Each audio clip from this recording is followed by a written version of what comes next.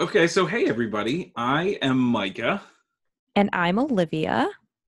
and we thought this would just be fun after our last email that we had sent you.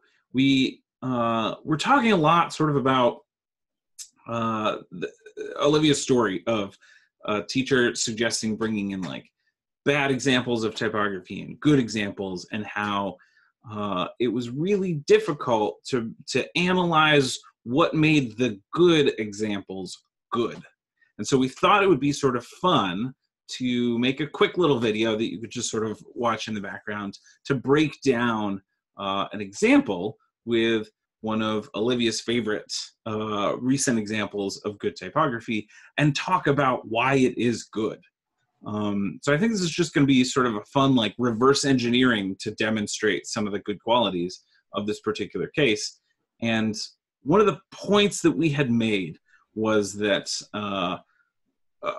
a lot of what comes across when we talk about like good typography is that good type is invisible.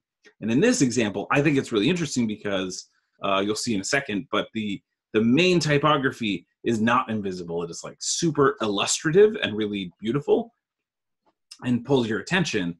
But I think we will find in breaking it down and reverse engineering the stuff that some of the details are invisible. And that is what sort of makes the whole typography look so effortless and good.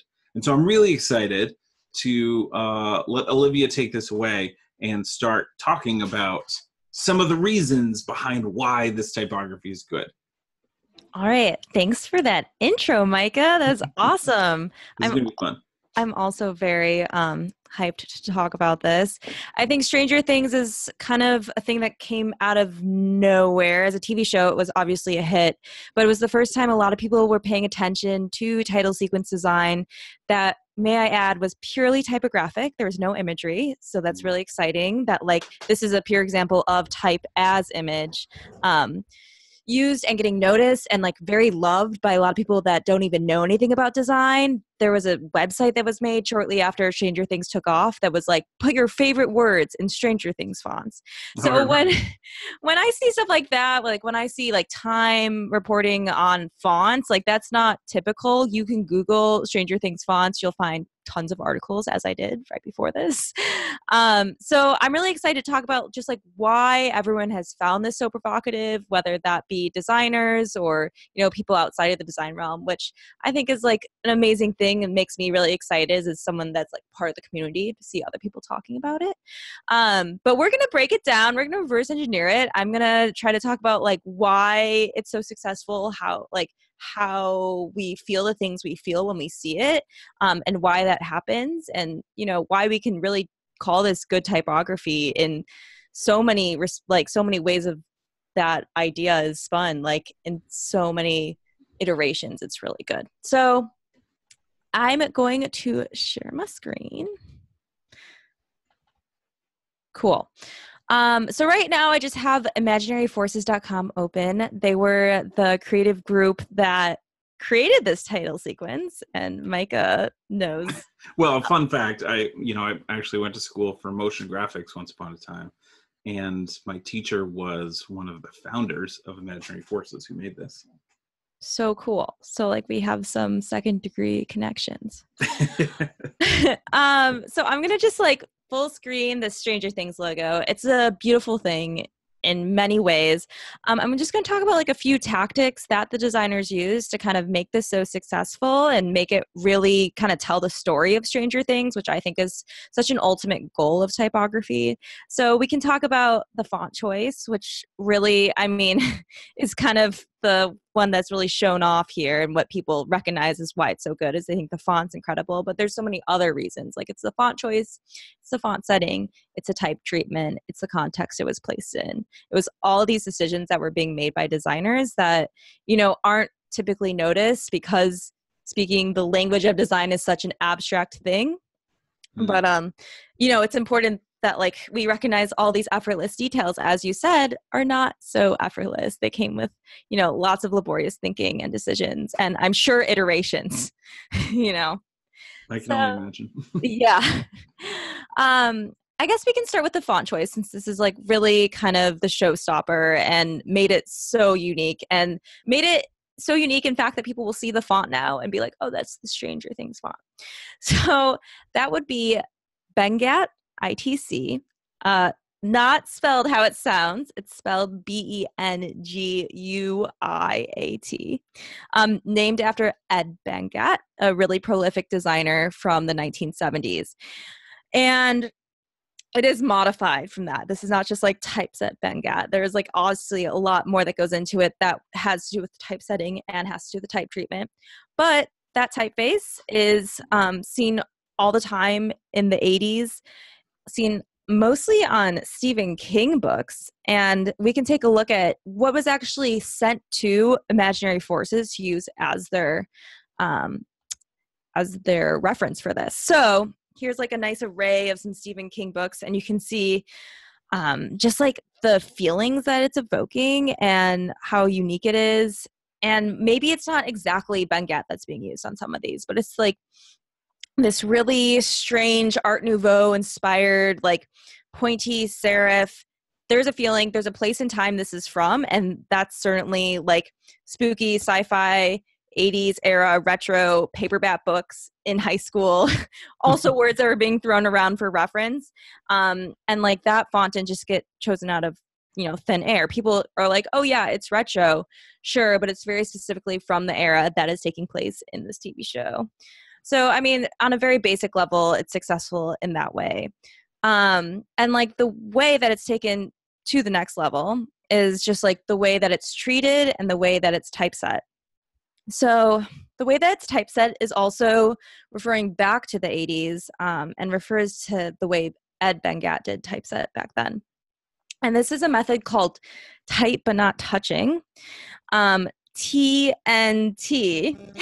as the word was used with type designers back then. And it kind of will remind you of, a lot of advertisements from the 70s and 80s had this like almost touching quality to the kerning. And I like to specifically point out it's kerning, not tracking, because it's really letter by letter. These designers are going through these letter forms and kind of like just barely getting them to touch and kind of, evoking an uncomfortableness a little bit.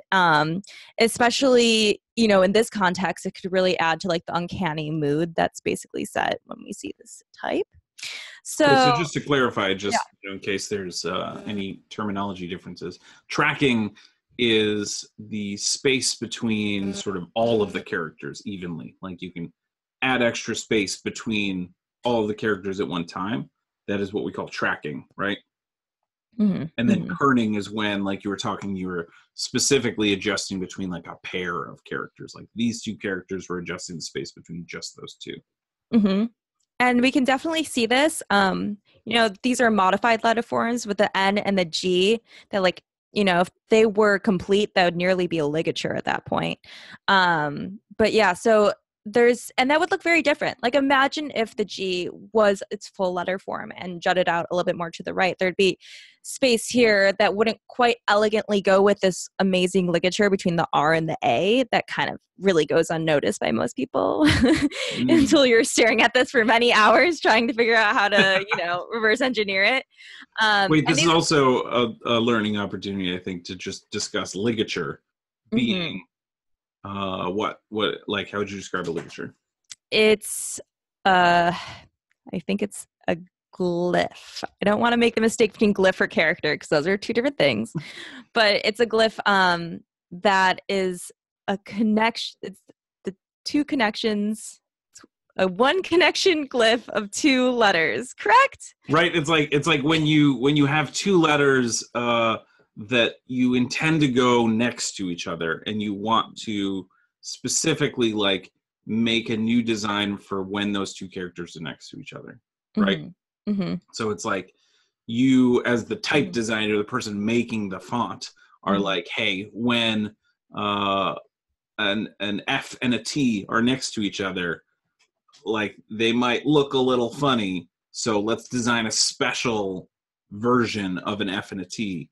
And that is what a ligature is that special version of that combination that is specifically designed for that combination. And like when it's turned on, it automatically switches out. You type FT and it switches to that special FT character. Right?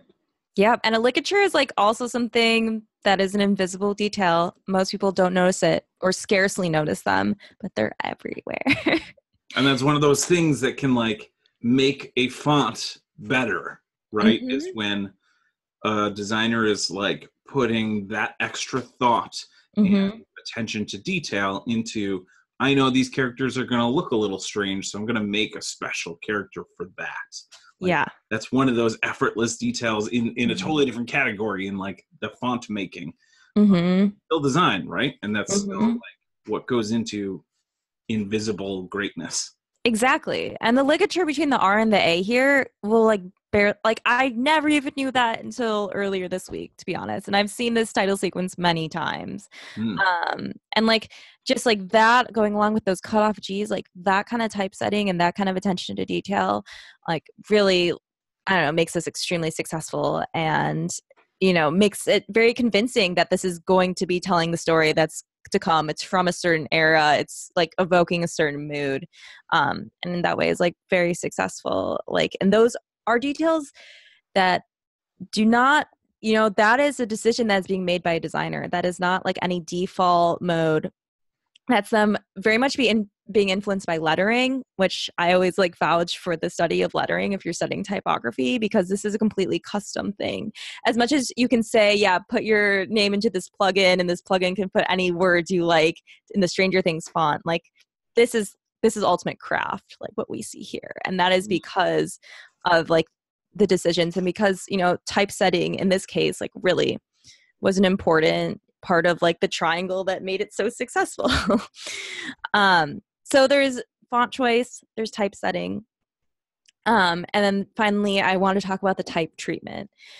And this is not something that's typically talked about that often. It's most commonly used for display type. And so as someone that is often setting display type, at my job, we're constantly trying to like find tricks to like convince people that, you know, this type is not, you know, what you see it as a print or what you see on screen, it's evoking something else. And so like, how can we make this type look like neon is something I have to do. How do I make this type look like it's on a barn door and that like we're in a horse stable is something I often have to do as well. So that's how you would define treatment, is like that extra layer of style to like evoke something beyond just type on a page. Exactly. Like that extra layer of finesse that like maybe means an extra few hours. If we're thinking about it tactically, an extra few hours in Photoshop or Illustrator, you know, making this seem like something else or making this not just seem like type, but making it kind of like come to life a little bit more and bring it into a different context than just like the cold, hard digital, you know, color on color type. So that's what I think is so successful with this is like immediately when we start the title sequence, which doesn't start with this completed logo. It starts kind of with all these really large type forms being zoomed in and zoomed out of. When we start that, like we immediately are put into an analog kind of way of thinking.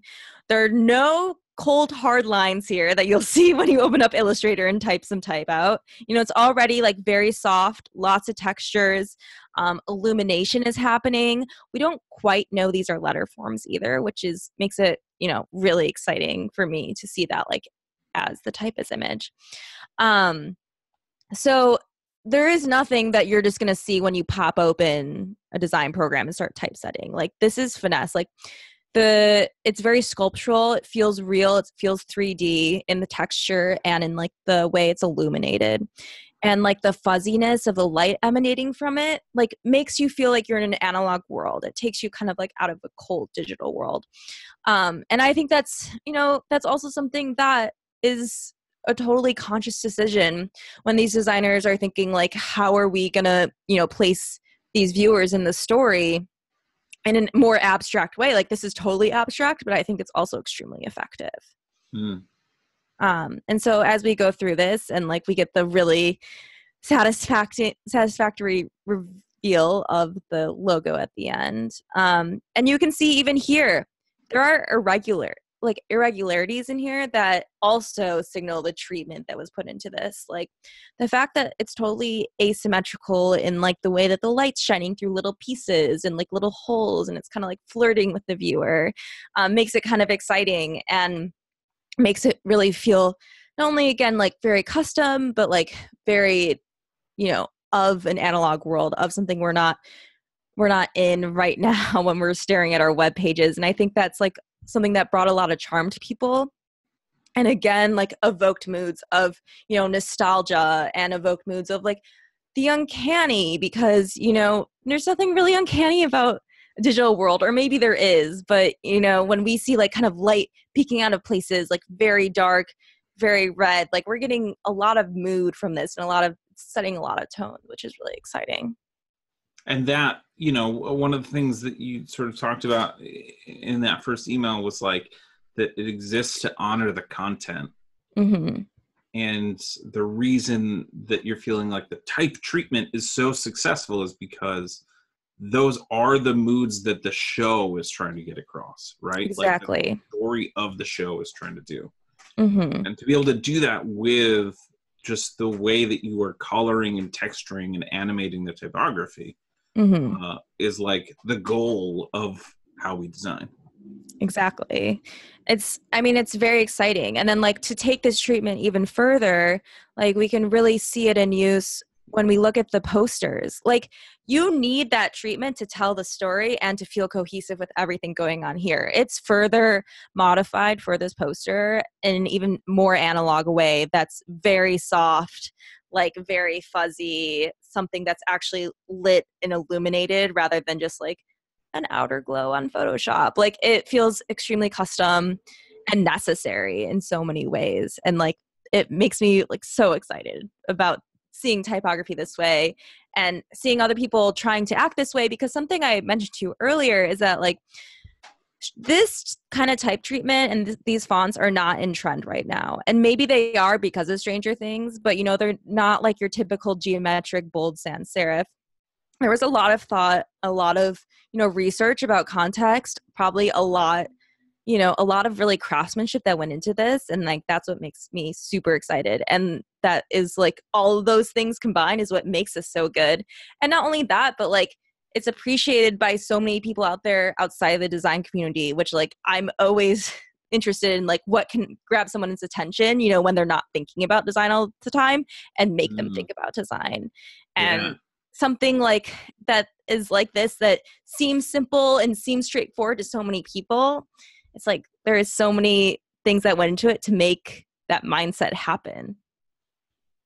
Yeah. Okay. And so, what I think is really interesting about hearing the way that you can kind of analyze this sort of stuff is that um, we as designers, when we are facing a new project, can do this for ourselves, right? Like Mm-hmm. the main points here are understanding the context for the story, for like the purpose of the design, and using that as a strong benefit in what choices you're making for your fonts and how you treat them and how you put them on the page, right? Or Mm-hmm. in a video. Mm-hmm. Um, and so we can use that context in our own brains and like the research method to to go back and understand that for our own projects. That's a thing that we can do. Mm-hmm. We can start looking at the stuff that inspires us and take the extra time like you have here to sort of analyze these details and understand the things that we didn't notice that make it cohesive, the Mm-hmm. like the little details that we can then get our own inspiration from and add little details into our own work, that extra finesse and polish Mm-hmm. to make it good, right? Mm-hmm. uh, and so I like that in all of this there's stuff that we can pull out and use ourselves sort of in the way that we're thinking about this. Yeah. And these like those decisions about font choice, about type treatment, about typesetting, like specifically for display fonts, since we're just talking about it now, like should be going through your mind anytime you're trying to create some typography in, a context where it's supposed to be displayed, it's supposed to be catching people's attention, like that, there's always those three things to consider. And like, there's near infinite amount of choices to be making. And like, those considering all aspects, and rotating how you can play the type a different way, and, pivoting and, considering and sketching, and also thinking about the context, like that's a lot of work, but it's extremely rewarding, as we can see here, and like will, come off as invisible. Yeah. No, that's great. So, I think that's a lot of interesting techniques that hopefully the awesome type nerds who are also into this kind of stuff can start researching on your own and using yourself. And it's cool that you mentioned display fonts, because actually the next fun educational email that we are working on, that we're going to send in a day or two to your inbox, is going to be some like awesome and interesting and hopefully unheard of places to find cool display fonts, because that's an important part of picking fonts and setting them yourself, is having new places to find interesting new fonts. So coming to your inbox in a couple days, we're going to have a great resource that will hopefully be helpful for all of that. So thanks everybody for hanging out and learning here with us. And we will see you in your inbox in a couple days.